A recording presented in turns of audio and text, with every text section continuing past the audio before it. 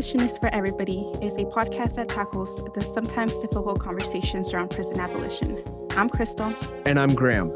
This season is about the media's involvement in carceral or abolitionist thinking. How it uses narratives to impact, radicalize, and shift culture. Just a reminder, friends, though the title of this episode may give you some warning, remember that harm itself tends to create situations of alternate harms. There will likely be other painful topics brought up too. Take care of you.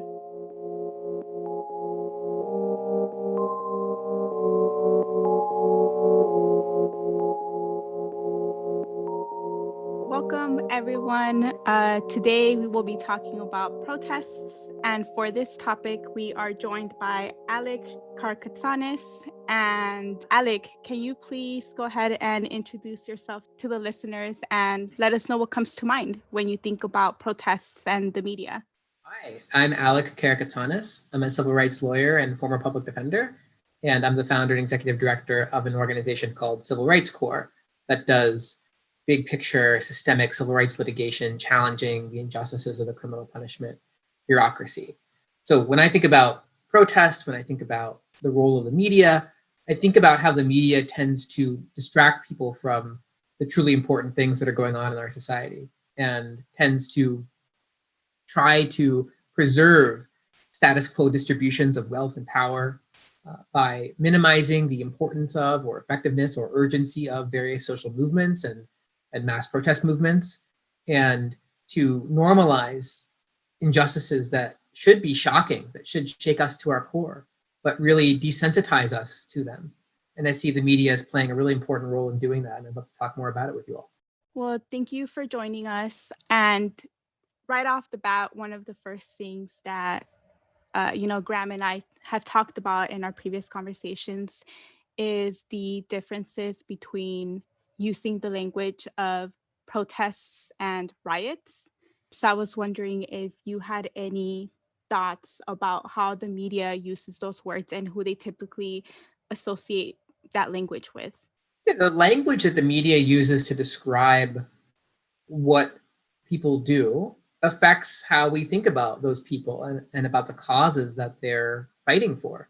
So obvious examples throughout history, some media call a given group of people terrorists, while other media organizations with a different political outlook call those people freedom fighters. And that kind of dynamic reproduces itself across cultures, societies. The words we use to describe people have a very important role to play in how we think about people. So for example, whether you call someone a protester or a rioter or a looter, changes how you think they should be treated and changes the extent to which you think that the cause that they're, first of all, it changes whether you think that they're mobilizing for a cause or just to commit random acts of violence. But second of all, it changes our impression of whether the cause that they're fighting for is a just one or not.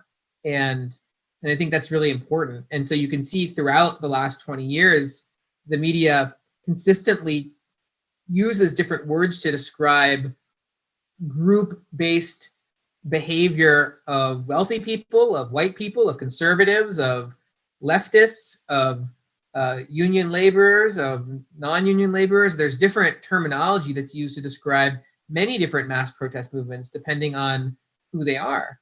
And that's a really important way in which the media controls what the general public thinks about a given group of people. Yeah, and another thing that comes to mind is that a lot of the time communities get blamed for, what it is that they're protesting about. You hear words and language like, that it's gotten violent. This should have been more peaceful. We had no choice but to send the police. I remember one time I had a friend who went to the protests, when George Floyd was happening, and he wore basketball shorts and he got shot with a BB gun on his inner thigh, and it left a massive bruise and a permanent scar. And his friend that went with him told him, oh, well, you should have known better. You wore basketball shorts to a protest. Obviously, the police is going to shoot at us and going to use physical violence. And I remember him saying, oh, yeah, she was right. I shouldn't have worn basketball shorts. So when you talk about the language that the media uses in how folks should get treated, you can also see that in our communities, unfortunately. And it's just a long history of that being so intentional and how the community gets treated when we get angry and upset about the injustices that are happening to us. Yeah, I mean, I think this is a really important point to make, but the types of behaviors that are called violent are also dependent on these same background political assumptions and political perspectives. The concept of violence is itself heavily politicized. So, for example, the underlying structural violence of our society is often not referred to or called violent in the media. So you could have the foreclosure of a family's home and the use of armed sheriffs escorting a family out of their home because they didn't make a rent payment, because the landlord didn't fix something, or there's mold everywhere, or because the family couldn't afford to pay it. And somehow living in a society where if you can't afford to pay for a shelter over your head, armed government agents come and remove you from your home at the behest of a corporate landlord, that whole interaction at gunpoint is not called violent.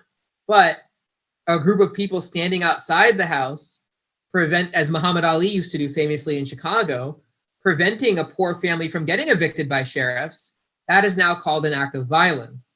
And there's a couple of really profound examples of that over the last few years in Oakland, when the private landlord had the cops and the tanks come to remove the moms for housing women and children, and in Philadelphia similarly. And sometimes these things are actually caught on tape, but so people can actually see the violence. But I think what's much more profoundly true is that it is an act of violence, for example, for someone who can't afford diapers or food to eat, to go to a grocery store and be threatened with physical arrest and punishment for taking the food that they need. Now, some people might say that that type of violence, armed agents guarding large stores of food in the midst of a starving public, that's an acceptable form of violence. That's a separate discussion. I just think we should be clear about the fact that it is violence. And there are certain types of violence that we as a society are willing to accept, and certain kinds of violence that we aren't. But I think one of the roles that the media plays is it ignores or doesn't talk about or portrays as non-violent a lot of things that actually are very violent, and it sort of puts its thumb on the scale in that moral and political discussion that we should be having as a society about, do we want to be the kind of society that uses armed government agents to enforce the extreme levels of inequality that we have, or do we want to be a kind of society that doesn't do that? That's a really great point. I really appreciated everything you just said. And I was thinking of a conversation that Chris and I have had, and I've had with other people around like the historical perspective on riots. And like, it really roots to a public on riots and protests. It roots to a public that feels unheard. So it's like, it's oftentimes a symptom of disenfranchised people that feel unheard. And that's when it's occurred historically. And obviously emotions are high and things take place. And, like what you just said in terms of what can be considered as violent, oftentimes just is an expression of amplifying your own voice when you feel like that's not being heard. And so it can be done through what would be called a peaceful protest. And sometimes things escalate and actions are taken. But I think that it's really important to take note of the way that it's referred to in the media. Oftentimes, like if there's a basketball or a sports event, a basketball game or a sports event, and it's in a white area and it's predominantly white public that goes into riot mode, if you want to call it that. Afterwards, it's referred to by the media as something very different, as during the BLM protests that took place during the George Floyd protests. It's referred to very differently and with racial undertones and overtones. Yeah, I mean, I was posting on Twitter last week about there was a horrific, violent brawl between two predominantly white fraternities at University of Mississippi a few weeks ago at a football game. And people are just beating each other up and, engaging in rampant felony crimes, aggravated assault, physical assaults, right? And everyone in the media and on Twitter is just laughing about it. They're making fun of the frat boys, and no one is talking about like a crime surge and a riot. You can only imagine what would have been the case if it were predominantly Black students or non-students engaged in that kind of brutal behavior. It would have been framed totally differently, of course. I think it's important to go back throughout our history. Sometimes we have trouble seeing the truth of these things in our own moment.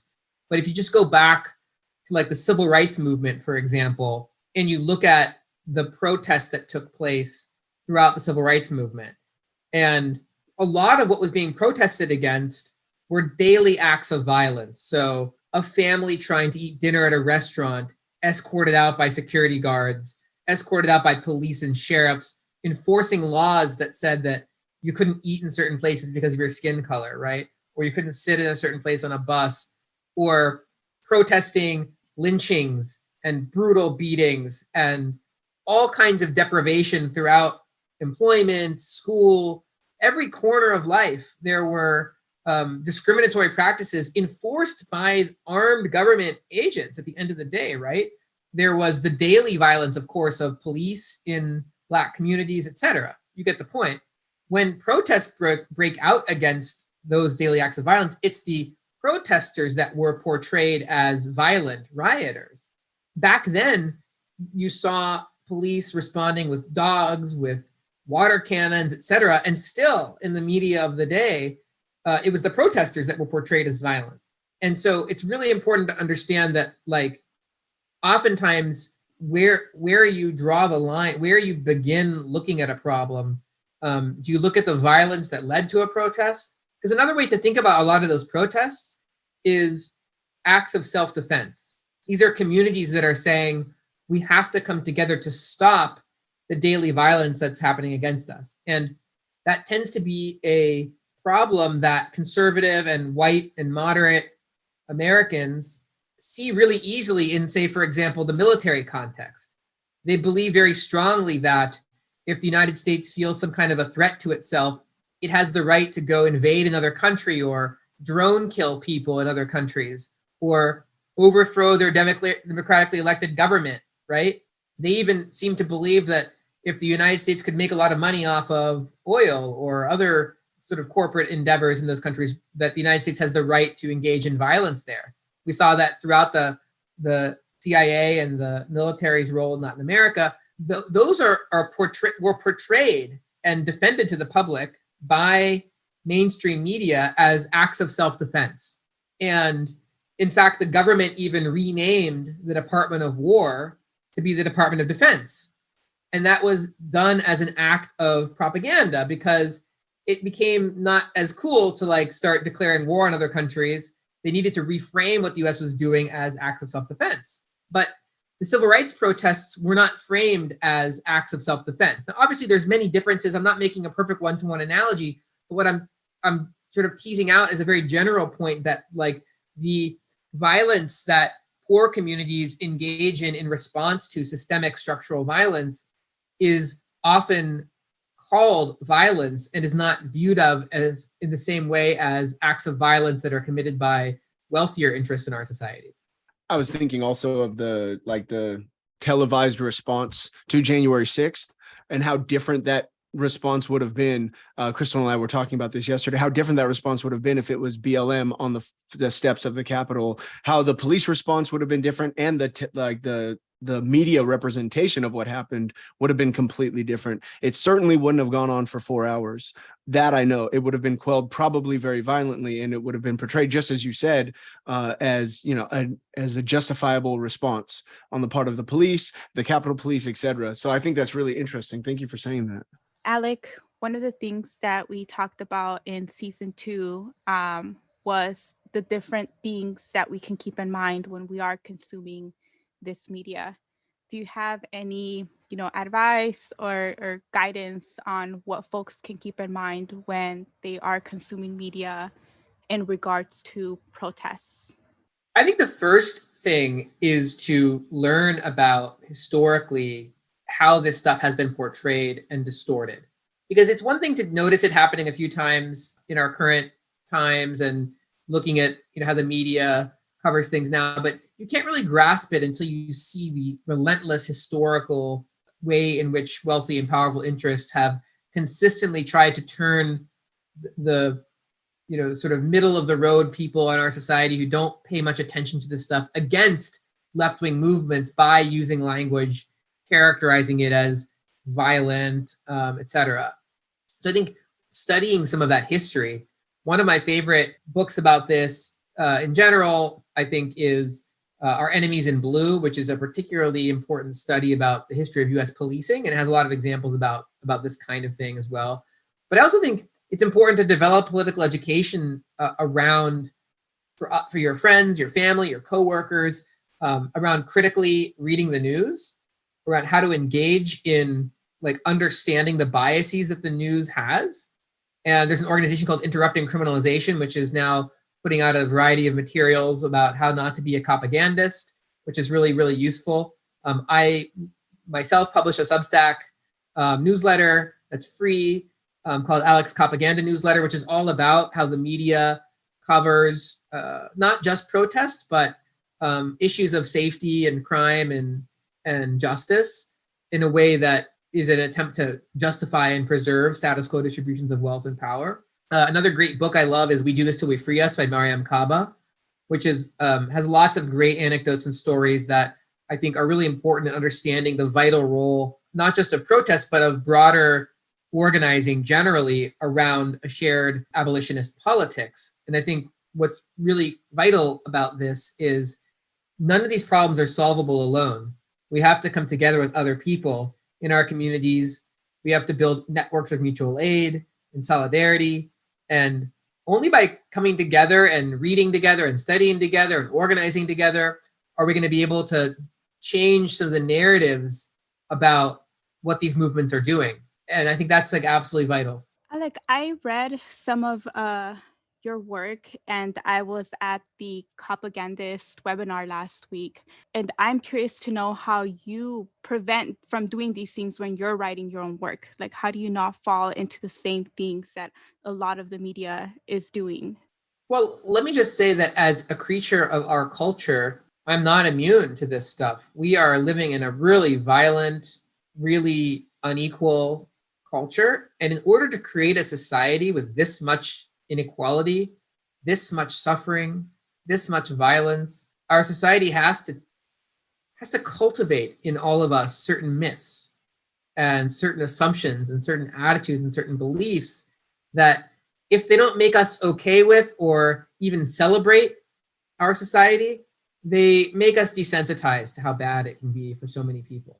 And a lot of that is a colonial project and was a colonial project. So one of the big hardcore underlying injustices in our society is that our news media cares about the well-being of American citizens more than everyone else in the world.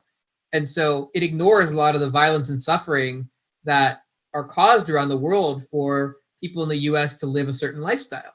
And it ignores a lot of the ecological violence that we're doing to our world in order to live a certain lifestyle and in order to extract profit from the natural world and from communities across the world.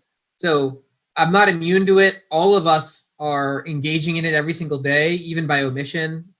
So I don't want to make it sound like I perfectly avoid it. I think the best that we can do is try to understand as much as we can our own role in these systems, try to understand what assumptions, attitudes, intuitions, beliefs were cultivated in ourselves by these systems from conceptions of race, right? So there's an incredible book called Racecraft by Barbara and Karen Fields, which I highly recommend to you all. They also did a podcast version of the arguments in the book on The Dig, which is the Jacobins podcast, which I really highly recommend. And Barbara and Karen Fields are writing a lot in that book about the construction of race, but similarly gender, right? There's all kinds of social constructions that are really historically contextual and not in any way kind of like objective or correct or exclusive ways of seeing the world. So we're all subject to various constraints based on where we live and how we grew up and what we've been exposed to. And so there's no way to be perfectly objective when writing about this stuff. What I personally try to do is understand that at a really deep level, the criminal punishment bureaucracy and the people who are profiting and benefiting from it are constructing that system in a way and talking about that system in a way to create and justify massive inequality. And so I try in my own writing to think about whether anything I'm saying is furthering that system or whether it is expressing appropriate skepticism of it. And that applies to the words that I use, to the topics that I discuss, to the people that I quote, to the things that I support or the things that I critique. And my basic sense is I try in everything I do to advocate for reducing the size and power of the criminal punishment system and promoting attitudes, narratives, and assumptions and beliefs that are skeptical of the way in which elites have used that system to extract from the rest of the population. That's great. I'm thinking just in reference to the idea that the media pushes out, like, of problem solution, like they really base it as problem solution. So you have something that the media would classify as a violent protest. They'll classify it that way. And the public will digest that. And they think the problem is the violent protest, right? And the solution is punishment, because for whatever reason, patriarchy is what I'd say, but our culture loves punishment. We love the idea of punishment. So it digests it and automatically comes up with the solution, which the system which you're speaking of, the policing, the oppressive policing system, like utilizes and says, oh, well, this is obviously the solution, punish these people for violent protest. But really the police are the problem. The police, the way that they're policing and the way that the policing system is used to oppress people is the problem. That's really, really powerful. Thank you. So what did we miss? Is there anything that we missed that you think we should share with our audience? I think that one of the things that is overlooked is it's not just the words that the media uses, like rioter and looter or protester or patriot, right? It's much, much broader. It's what kinds of stories is the media telling and what kinds of stories is the media omitting? So for example, the media publishes nightly news stories on every local news station around the country, daily newspaper articles about so-called crime. And the crime that it's writing about that make it into the news every night, often with mugshots of poor people and Black people, immigrants, the crime it's talking about are low-level crimes by the poor. It's almost never talking about wage theft, which is 5 times all other property crime combined, or tax evasion, which is 63 times all of our property crime combined, or civil forfeiture theft by the police, which is more than all burglary combined in the US. It's not talking about the several 100,000 Clean Water and Clean Air Act crimes every single year that kill hundreds of thousands of people in this country, orders of magnitude more than all murder combined, right? So what kinds of crime and what kinds of safety threats is the media reporting on? That's a really central component of propaganda. It's a really central component of how the media concocts a faux sense of urgency around some issues and completely, papers over or ignores or kind of muffles conversations about things that are actually much more profound threats to our health, well-being, and safety. And then when it covers issues of safety, the media is talking about them in ways that that promote the viewpoints of police, like you suggested, Graham. It's constantly suggesting that if there's this crime, then the solution is police and prison and jail and prosecutors, because it talks about a crime and then interviews all the cops and prosecutors, or it talks about a politician as being tough on crime if they're like in favor of more punishment, even though the scientific consensus is that more punishment doesn't make us safer. If more punishment made us safer, the US would have the safest society in world history. And yet we have a very violent society. That could be a fact that's put in every single news article about these issues. The media could just say, as a fact at the end, by the way, the US has the highest rate of incarceration, the most money spent on police, prosecutors, prison, probation, parole, surveillance, etc. And yet we have one of the most violent societies in the world. But they omit that fact. And it's that sort of those big, significant omissions that are, I think, often much more important than even the words that the media is using. That's something that stood out to me during the George Floyd protests. Looking at the news, I remember they talked about all of the damages that had happened to like property when people were protesting and how much it was going to cost to fix it. But then they didn't talk about the violence from the police to the people and how long George Floyd had a knee to his neck. And I remember watching that over and over. It clicked. That part of the media clicked for me that they were omitting what happened to this man, but they wanted us to know how many fires were set, how many windows were broken throughout the city. And I remember noticing that for the first time and watching it happen. And by the way, a lot of throughout American history, a lot of the damage that's done during riots, not all of it, but a fair amount of it, and unknown really amount of it, is damage that's done by infiltrators and right-wing forces and police themselves. It's a common tactic because they know how the media is going to cover that kind of thing. And so they deliberately engineer that kind of behavior in order to try to turn ordinary people against a righteous protest.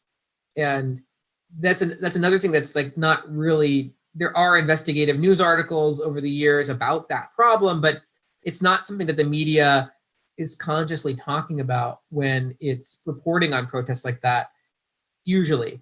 And so that's another real failure, I think, because you have to be really naive to think that right-wing forces and the police are not instigating and engaging in a lot of that stuff. And these narratives of like outside agitators, which you see people in power and police spewing every single time there's violence. And now you see people in other countries, like you saw a few weeks ago, the Iranian government was basically adopting all of Eric Adams' talking points about the Iranian protests, blaming everything on looters and rioters and outside agitators and criminal elements, etc. These are common tactics. They're not unique to the United States. These are tactics that police and authoritarian governments employ all over the world. And the media in the United States is just particularly credulous, about what's really going on in some of these protests. Yeah, I also read your essay on when the media covers protests, and there's a lot of videos and pictures and stories about the one cop who decided to put his big gun down and walk with the protesters. And when I was reading that essay, I was like, oh, Alec is so right. They stopped talking about all of the people that the police beat up and left bloodied or arrested during this protest, but we are plastered with the video of the officer putting down his big gun, and walking with these folks to supposedly protest something that he is a part of, that violent system that he is a part of. So I really enjoyed reading your work, Alec. And before you go, is there something that you would like to share with the audiences? Any projects you're working on or any essays you think they should read after listening to this episode? Yeah, I mean, I've written a few things about this that might be interesting to people. Essay you were talking about, I think, was called "What Does It Mean to Be a Good Cop?", which I wrote in 2020 after there were a lot of police like kneeling down with protesters and giving them flowers and things like that. And you have to understand, these are highly coordinated and sophisticated public relations strategies that police pay millions of dollars in public relations to come up with this stuff. It's not just like individual cops thinking of this stuff on their own. These are things that we saw in city after city after city, coordinated, right? And police departments spend tens of millions of dollars on this kind of stuff. And so that's very important. I didn't know that. I did not know that. I mean, just the Los Angeles Sheriff's Department alone has 42 public relations employees full time. And it's a very sophisticated operation. And so we have officers doing social media, officers making films. The San Francisco Police Department has a full-time videographer making propaganda videos about the other police officers. And this year they put in the budget a request for a second full-time videographer. So these are happening all over I just happen to know that because I testified at the San Francisco Board of Supervisors about this stuff when they uncovered this. They didn't even know about this. And the supervisors got the documents from the police departments themselves. So I think another article to start with, really, I think is maybe the most comprehensive one that I've written about all this stuff, which is called The Punishment Bureaucracy. And that's really an attempt to describe how this system really works and what interests really underlie it. And it's the first essay in my book, Usual Cruelty, which might be of interest to people. And if you're a teacher or a professor, we have free copies of the book for you to give to all of your students. And we also send a matching free copy of the book to people in prison for every student that gets one. So if you're a teacher, professor, high school, college, law school, grad school, whatever, you can send me a note on Twitter, and I'll make sure to get you boxes of free books. That's amazing. For another leg of my work, I go into prisons, and it's shocking. I mean, I was also in prison for a large part of my life, and it's shocking to me just how few of us realize like how entrenched we are. Like the belief is you do the crime, you do the time. And that's what everybody goes into, even if they feel like they're innocent or wrongfully convicted or sentenced to too much time. Well, I did the crime, I did the time. And so they don't even understand the depth and the breadth of what is actually taking place. I'd love to reach out to you for that, for my participants. Thank you. Absolutely. And one of the most beautiful things that's happened over the last few years for me is I get a lot of emails and notes from people in prison who've read the book, who've been passing it around, who've been doing reading groups on it, and who have really enjoyed like the analysis that it provides. And it's been really useful and helpful for folks inside. And that's been really incredible. So yeah, feel free to reach out to me. We get you as many free copies as you want. Thank you. Thank you so much, Alec. We really enjoyed having you and really learned a lot from you. We appreciate it.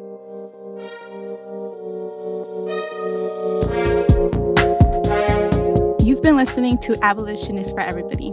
Be sure to follow us at abolitionist_ on Instagram, Twitter, and Facebook for regular updates. If you want to continue to support this podcast and our work overall, you can donate to support Initiate Justice at initiatejustice.org/donate.